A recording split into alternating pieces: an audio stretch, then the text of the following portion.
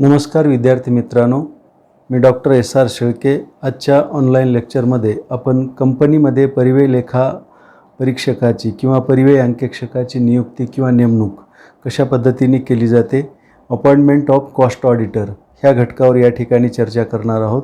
तर पहिला मुद्दा असा आहे परिव्यय अंकेक्षकाची नेमणूक कोण करू शकतो. तर त्यामध्ये कंपनी कायदा 2013च्या कलम 148 उपकलम 3 मध्ये परिव्यय लेखा पद्धतीमध्ये परिव्यय अंकेक्षण केलं जाते आणि हे परिव्यय अंकेक्षण करण्यासाठी ज्याची नियुक्ती मंडळामार्फत सदस्यांनी ठरविलेल्या पद्धतीने विशिष्ट मोबदल्यावर त्या ठिकाणी केली जाते. तर पहा, या ठिकाणी महत्त्वाची गोष्ट आपण लक्षात घेणं आवश्यक आहे. कलम 139 नुसार कंपनीचे लेखापरीक्षक किंवा अंकेक्षक म्हणून नियुक्त केलेल्या कोणत्याही व्यक्तीला परिव्ययाच्या नोंदीचे लेखापरीक्षण करण्यासाठी नेमले जाणार नाही, अशी त्या कायद्यामध्ये तरतूद केलेली आहे. म्हणजे कलम 139 प्रमाणे की कंपनीचं लेखापरीक्षक म्हणून नियुक्त केलेल्या कोणत्याही व्यक्तीला परिव्ययाच्या नोंदीचे लेखापरीक्षण करण्यासाठी नेमले जाणार नाही. म्हणजे त्यासाठी विशिष्ट म्हणजे पात्रता धारण करणारा व्यक्ती त्या ठिकाणी असला पाहिजे. तर पहा, कंपनी कायदा कंपन्यांचा जो नियम आहे 14 लेखापरीक्षण व लेखापरीक्षक नियम 2014 कलम 148(3)च्या उद्देशाने ज्या कंपन्यांना ऑडिट समित्यांची स्थापना करणे आवश्यक आहे त्या मंडळाने अशा व्यक्तीची नेमणूक करावी की जी व्यवहारात परिव्यय लेखापाल असेल. व्यवहार लेखापरीक्षकास लेखापरीक्षण समितीच्या शिफारशीनुसार परिव्यय लेखापरीक्षक म्हणून परिव्यय लेखापरीक्षकास मोबदला देण्याची शिफारस त्या ठिकाणी केली जाते. तर पहा, लेखापरीक्षण समितीने शिफारस केलेला जो काही मोबदला आहे तो मोबदला संचालक मंडळाद्वारे ग्राह्य धरला जाईल आणि त्याला म्हणजे अंकेक्षकाला मान्यता देण्यात येईल. म्हणजे त्या लेखापरीक्षण समितीने शिफारस केलेला मोबदला म्हणजे परिव्यय अंकेक्षकाचा मोबदला काय असावा, तर त्यासाठी लेखापरीक्षण समिती नेमलेली असते आणि त्या लेखापरीक्षण समितीने त्या ठिकाणी लेखापरीक्षकाचा किंवा अंकेक्षकाचा जो काही मोबदला आहे एवढा मोबदला देण्यात यावा अशा प्रकारची शिफारस त्या ठिकाणी केलेली असते. आणि मग ह्या शिफारशीला अनुसरून संचालक मंडळाने तो जो काही मोबदला निश्चित करण्यात आलेला आहे तो संचालक मंडळाने ग्राह्य धरला जावा व त्याला मान्यता द्यावी आणि नंतर भागधारकांनी त्यास मान्यता दिलीच पाहिजे. म्हणजे भागधारकाच्या सभेमध्ये जो काही मोबदला ठरलेला आहे तेव्हा भागधारकांची त्यांच्या सभेमध्ये त्या मोबदल्याला मान्यता घेणं आवश्यक आहे. पहिल्यांदा परिव्यय अंकेक्षकाचा मोबदला लेखापरीक्षण समिती ठरवते, शिफारस करते की एवढा तुम्ही मोबदला दिला पाहिजे. त्याला संचालक मंडळ मान्यता देते आणि तशा प्रकारचा मान्यता देऊन त्या पद्धतीने त्यांना मोबदला देण्यात येतो आणि मग भागधारकाच्या सभेमध्ये भागधारकाकडून त्याला मान्यता घेण्यात येते. कॉस्ट अकाउंटंट किंवा कॉस्ट अकाउंटंटची एक फर्म जर व्यक्ती म्हणून जर नेमलेला असेल तर त्या पद्धतीने त्याची नेमणूक होईल आणि त्याचा मोबदला त्या ठिकाणी ठरवला जाईल. परंतु कॉस्ट अकाउंटंट किंवा कॉस्ट अकाउंटंटची फर्म म्हणजे परिव्यय अंकेक्षकाची भागीदारी किंवा परिव्यय अंकेक्षक अशी जर समजा त्यांनी भागीदारी स्थापन केलेली असेल तर अशा भागीदारी संस्थेचा सुद्धा त्या ठिकाणी अंकेक्षक म्हणून आपणाला नेमणूक करता येते. तर लेखापरीक्षण समिती स्थापन करण्याची आवश्यकता ज्या ठिकाणी नाही किंवा नसलेल्या अन्य कंपन्यांच्या बाबतीमध्ये मंडळाने व्यावहारिकरित्या कॉस्ट अकाउंटंट किंवा प्रॅक्टिसमध्ये कॉस्ट अकाउंटंट किंवा कॉस्ट अकाउंटंटची एखादी भागीदारी संस्था कॉस्ट ऑडिटर म्हणून त्या ठिकाणी नेमणूक करू शकते. म्हणजे ज्या ठिकाणी लेखापरीक्षण समितीची स्थापना करण्याची आवश्यकता नाही अशा ठिकाणी एखादा परिव्यय अंकेक्षक किंवा परिव्यय अंकेक्षकाची भागीदारी संस्था ऑडिटर म्हणून त्या ठिकाणी नेमली जाऊ शकते. अशा परिव्यय नेमली जाऊ शकते. तर पहा,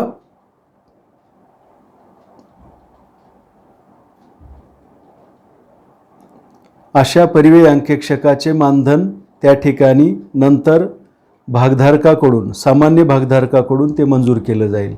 तर अशी भागीदारी संस्था म्हणून जर समजा आपण एखाद्या परिव्यय अंकेक्षण भागीदारी संस्थेची अंकेक्षक म्हणून नेमणूक केली तर त्याचं जे काही मानधन त्या ठिकाणी असेल ते मानधन भागधारकांच्या, सामान्य भागधारकांच्या सभेमध्ये ते मंजूर केलं जाईल आणि त्याप्रमाणे त्या अंकेक्षकाला मानधन दिलं जाईल.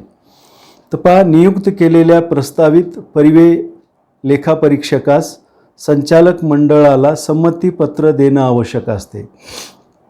म्हणजे ज्या व्यक्तीची आपण त्या ठिकाणी परिव्यय अंकेक्षक म्हणून नेमणूक केलेली आहे किंवा लेखापरीक्षक म्हणून नेमणूक केलेली आहे, त्यांनी मी काम करण्यास तयार आहे अशा प्रकारचं संमतीपत्र संचालक मंडळाकडे देणं आवश्यक आहे. कारण त्याच्या संमतीपत्राशिवाय आपण नेमणूक केलेली आहे, एखाद्या व्यक्तीचं क्वालिफिकेशन, त्याची काम करण्याची पद्धत आपणाला मान्य असते आणि म्हणून आपण त्यांना त्या ठिकाणी नेमणूक देतो, पण तो आपल्या कंपनीमध्ये काम करण्यास तयार आहे का हे सुद्धा तेवढंच महत्त्वाचं आहे. म्हणून नियुक्त केलेल्या प्रस्तावित परिव्यय लेखापरीक्षकाने किंवा परिव्यय अंकेक्षकाने संचालक मंडळाला त्या ठिकाणी संमतीपत्र देणं आवश्यक आहे. एकदा का परिव्यय अंकेक्षकाने संमतीपत्र दिलं की मी काम करण्यास तयार आहे असं संमतीपत्र दिलं की मग पुढच्या स्टेप त्या ठिकाणी घेतल्या जाऊ शकतात. कंपनी परिव्यय अंकेक्षकाला त्याच्या नेमणुकीची माहिती देईल. म्हणजे ज्या व्यक्तीची आपण परिव्यय अंकेक्षक म्हणून नेमणूक केलेली आहे त्या व्यक्तीला कंपनीमार्फत अशा प्रकारची माहिती दिली जाईल की आमच्या कंपनीचा परिव्यय लेखापरीक्षक म्हणून नेमणूक करण्यात आलेली आहे आणि मंडळाच्या बैठकीच्या 30 दिवसाच्या कालावधीत अशा नियुक्तीची नोटीस केंद्र सरकारकडे नोंदविली जाईल. म्हणजे नियुक्ती केल्यानंतर त्या अंकेक्षकाला, परिव्यय अंकेक्षकाला कळविल्याच्या नंतर संचालक मंडळाच्या बैठकीच्या 30 दिवसाच्या कालावधीत अशा प्रकारची नियुक्तीची जी नोटीस आहे किंवा ज्या व्यक्तीची परिव्यय अंकेक्षक म्हणून नेमणूक केलेली आहे ती नेमणूक केंद्र सरकारकडे कळविणं अत्यंत आवश्यक असते किंवा त्या नेमणुकीची माहिती केंद्र सरकारला देणं आवश्यक आहे. तर पहा, संचालक मंडळाची बैठक ज्या तारखेला झालेली आहे त्या तारखेपासून 30 दिवसाच्या आत म्हणजे 1 महिन्याच्या आत अमुक व्यक्तीची परिव्यय अंकेक्षक म्हणून नेमणूक करण्यात आलेली आहे अशी माहिती केंद्र सरकारकडे त्या ठिकाणी पाठवावी लागते. ज्यामध्ये अशी नियुक्ती केली जाते किंवा जे आर्थिक वर्ष सुरू झाल्यानंतर 120-180 दिवसाच्या आत ते असू शकते. कंपनीला CRA 2 फॉर्म भरावा लागेल, तर कॉस्ट ऑडिटरला नाही. म्हणजे परिव्यय अंकेक्षकाला अशा प्रकारचा कुठलाही फॉर्म भरण्याची आवश्यकता नाही, परंतु कंपनीला मात्र CRA 2 फॉर्म त्या ठिकाणी भरणं अनिवार्य आहे आणि त्याला तो भरावा लागेल. त्यानंतर परिव्यय अंकेक्षकाच्या कार्यालयात एक जागा पुढीलपैकी कोणत्याही कारणामुळे, आता पहा, परिव्यय अंकेक्षकाच्या कार्यालयात म्हणजे कॉस्ट ऑडिटरच्या ऑफिसमध्ये एक जागा पुढीलपैकी कोणत्याही कारणामुळे समजा रिक्त असेल, आलं लक्षात. उदाहरणार्थ एखाद्या व्यक्तीने राजीनामा दिलेला असेल किंवा एखाद्या व्यक्तीचा मृत्यू झालेला असेल किंवा एखाद्या व्यक्तीला काढून टाकलेला असेल, तर ह्या कारणामुळे जर त्या ठिकाणी काही जागा रिक्त झालेली असेल किंवा एखादी जागा रिक्त झालेली असेल तर अशा रिक्त झाल्याच्या 30 दिवसापर्यंत किंवा 30 दिवसाच्या आत संचालक मंडळाद्वारे त्यासंबंधीची माहिती त्या ठिकाणी दाखल करणं आवश्यक आहे आणि परिव्यय अंकेक्षकाची नेमणूक झाल्यानंतर 30 दिवसाच्या आत कंपनीने CRA 2 मध्ये समान स्वरूपाची माहिती केंद्र सरकारला त्या ठिकाणी देणं अत्यंत आवश्यक आहे. तर पहा, अशा पद्धतीने परिव्यय अंकेक्षकाची नेमणूक या ठिकाणी केली जाते. आता परिव्यय अंकेक्षकाची नेमणूक केल्यानंतर त्या परिव्यय अंकेक्षकाला कोणते अधिकार त्या ठिकाणी प्राप्त होतात? तर पहा, परिव्यय लेखापरीक्षकाला प्राप्त होणारे अधिकार किंवा त्याचे राईट्स जे आहेत ते राईट्स आता आपण अभ्यासणार आहोत. परिव्यय लेखापरीक्षकाला पुढील अधिकार त्या ठिकाणी मिळतात. त्यामध्ये पहिला अधिकार आहे, ज्या व्यक्तीची आपण परिव्यय अंकेक्षक म्हणून नेमणूक केलेली आहे अशा व्यक्तीला मिळणारे अधिकार. पहिला अधिकार आहे कंपनीच्या मुख्यालयात किंवा इतर कोठेही किंवा त्या कंपनीच्या ज्या काही शाखा वगैरे असतील त्या शाखेमध्ये कंपनीच्या खाती आणि पावतीच्या पुस्तकं ज्या ठिकाणी ठेवण्यात आलेली आहेत त्या ठिकाणी नेहमीच त्याला प्रवेश करण्याचा अधिकार राहील. म्हणजे कंपनीची जी काही लेखापुस्तकं आहेत किंवा पावती बुक आहेत ज्या ठिकाणी आपण ते ठेवतो, स्टोअर करून ठेवतो, अशा ठिकाणी प्रवेश करण्याचा अधिकार ह्या परिव्यय लेखापरीक्षकाला मिळेल. त्यानंतर नंबर 2, कंपनीच्या परिव्यय लेखापरीक्षकाच्या कर्तव्याची यशस्वी कामगिरी करण्यासाठी आवश्यक वाटेल अशा प्रकारची माहिती व स्पष्टीकरणे कंपनीच्या अधिकाऱ्याकडून मागवण्याचा व स्वीकारण्याचा त्याला अधिकार राहील.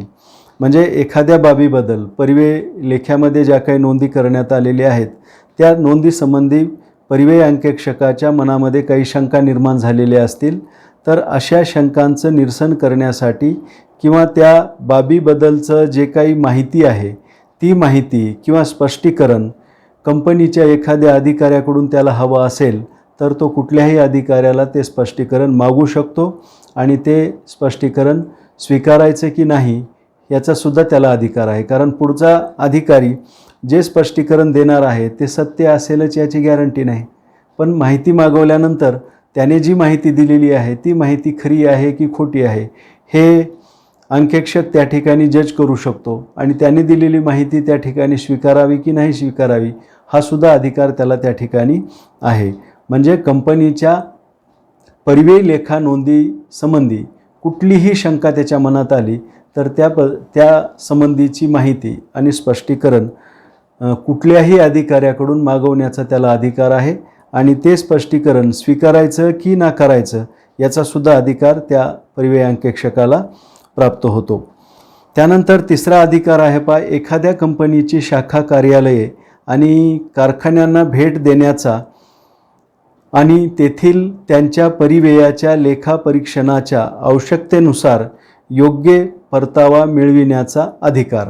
तर पहा, एखाद्या कंपनीला त्याने भेट दिलेली असेल किंवा त्या कंपनीच्या शाखा कार्यालयाला भेट दिलेली असेल किंवा कारखान्याला भेट दिलेली असेल आणि त्याने त्या ठिकाणी परिव्यय लेखापरीक्षणाचं काम केलेलं असेल तर आवश्यकतेनुसार योग्य होईल असा परतावा त्यांच्याकडून मिळवण्याचा अधिकार त्यांना आहे.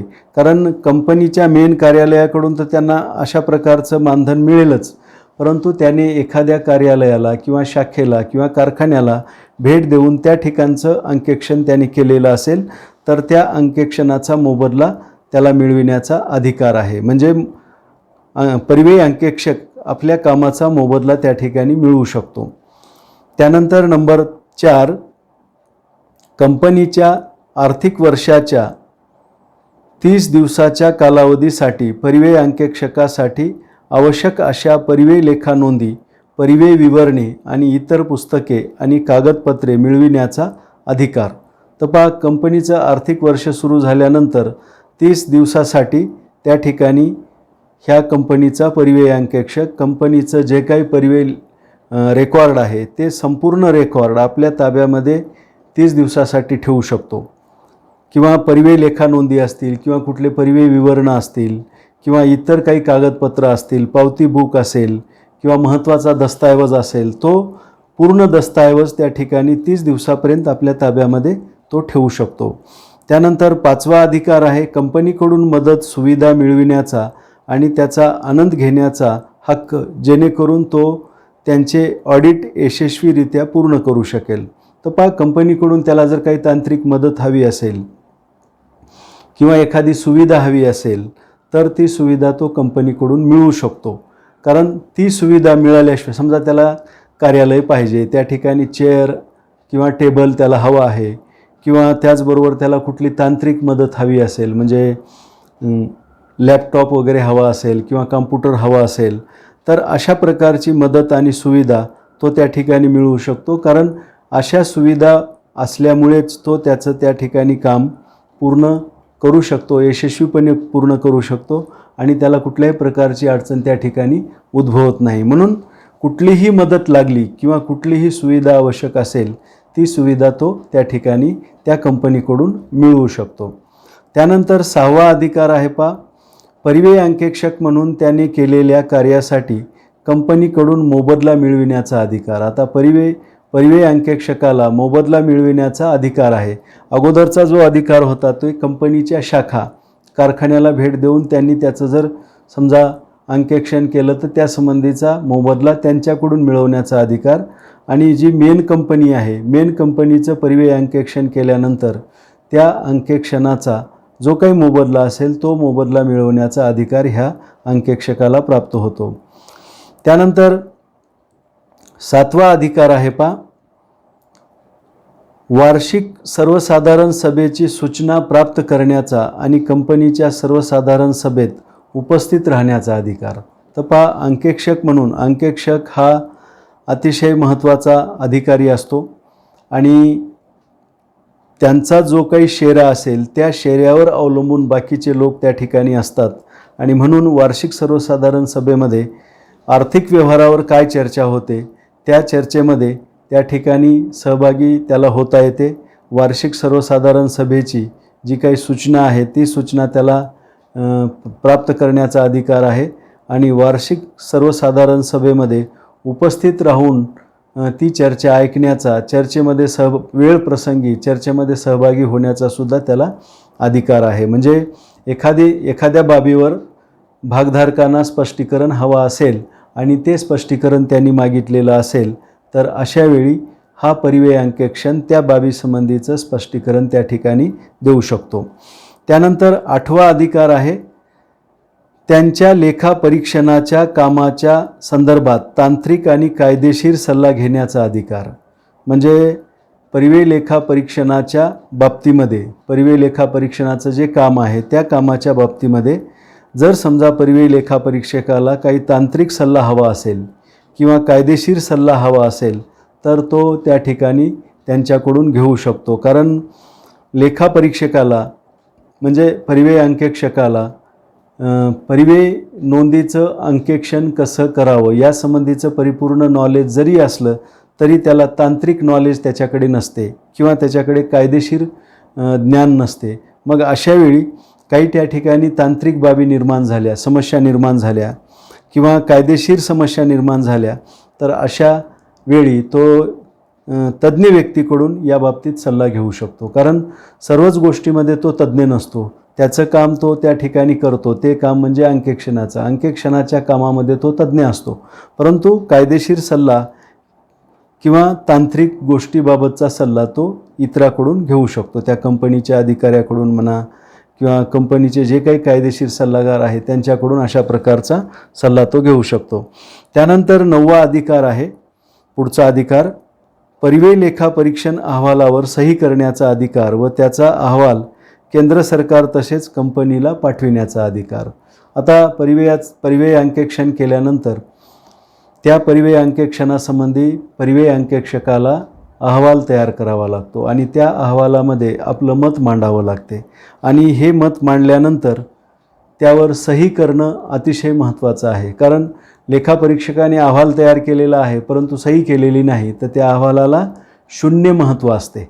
म्हणून अहवाल तयार केल्यानंतर त्या अहवालावर सही करण्याचा अधिकार आणि त्या अहवालाची एक प्रत केंद्र सरकारला आणि दुसरी प्रत कंपनीकडे पाठविण्याचा अधिकार त्याला असतो आणि एक प्रत स्वतःकडे त्याने ठेवून घेतली पाहिजे. तर अशा पद्धतीने परिव्यय अंकेक्षकाची नेमणूक आणि परिव्यय अंकेक्षकाला नेमणुकीनंतर प्राप्त होणारे जे अधिकार आहेत ते अधिकार या ठिकाणी पूर्ण होतात. आपण या ठिकाणी थांबू. धन्यवाद.